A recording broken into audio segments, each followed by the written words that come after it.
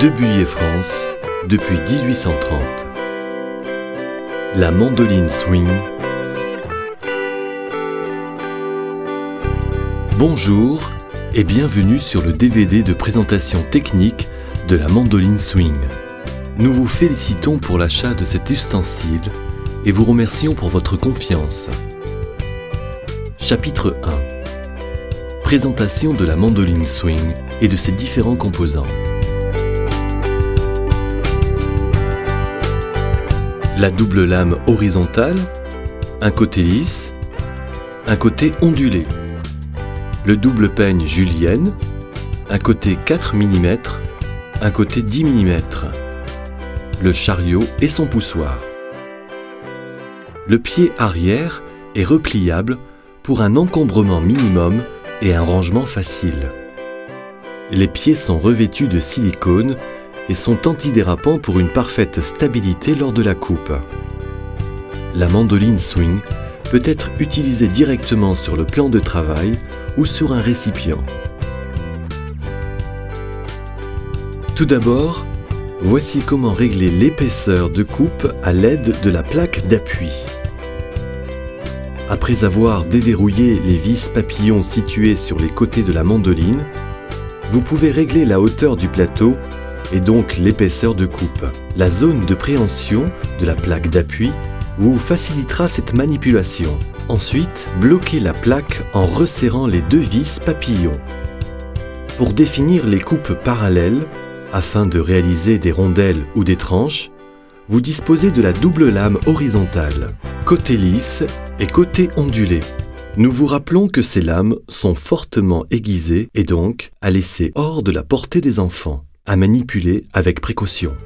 Suivant la coupe désirée, positionnez le côté choisi vers l'arrière de la mandoline comme ceci, puis insérez en toute sécurité cette lame sur le côté gauche de la mandoline. Un double rail permet de guider l'insertion. Poussez la lame à l'intérieur jusqu'au clic de sécurité. Pour ressortir la lame, pressez sur le petit poussoir latéral de celle-ci.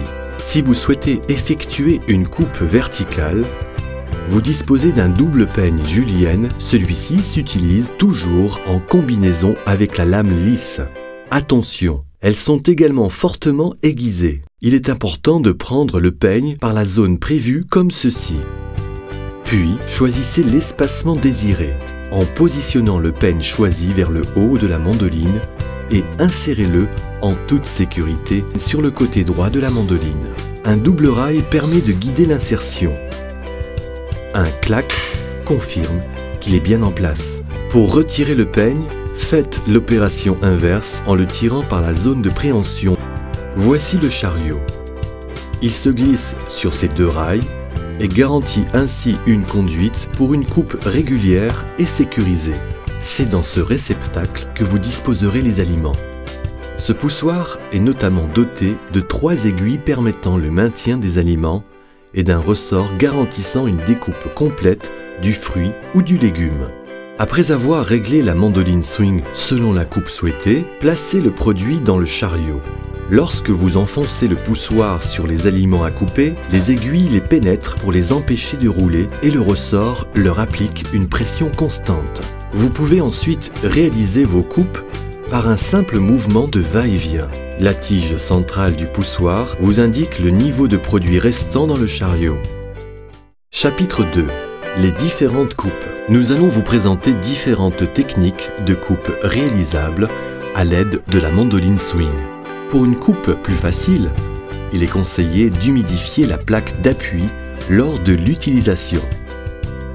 Rondelles de différentes épaisseurs, lames lisses,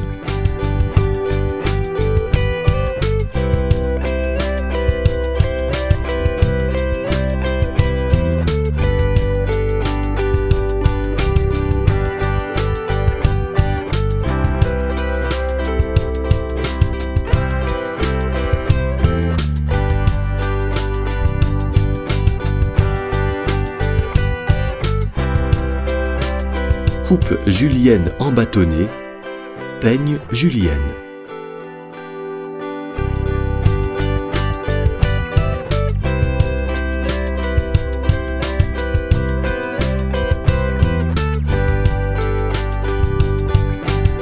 La coupe gaufrée. Voici quelques conseils afin de réaliser facilement de parfaites gaufrettes de pommes de terre. Cette technique nécessite l'utilisation de la lame ondulée. Dans un premier temps, réglez la hauteur de coupe au minimum et verrouillez la plaque. Dans un deuxième temps, après avoir placé le produit dans le chariot, effectuez un premier mouvement en le poussant vers le bas. Après l'avoir ramené vers l'arrière, effectuez une rotation d'environ 1/8 de tour et poussez-le à nouveau vers la lame. Répétez cette opération en prenant soin d'alterner ces deux positions jusqu'à ce que le légume soit entièrement coupé. Et voici le résultat. Chapitre 3. Entretien. L'ensemble de la mandoline swing peut passer au lave-vaisselle. Après lavage, il est conseillé de bien essuyer la mandoline swing et de la stocker dans un endroit à l'abri de l'humidité. Pour un nettoyage complet du poussoir, il est possible de le démonter. Un embout au sommet débloque le poussoir, séparant le dôme ergonomique de la partie intérieure et libérant le ressort. Pour enlever cet embout, il faut le débloquer en exerçant une rotation vers la gauche.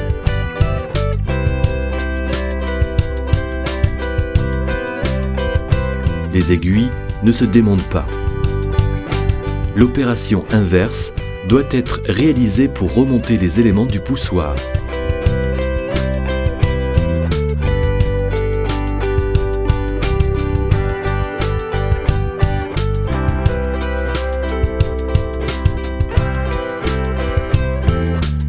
Chapitre 4.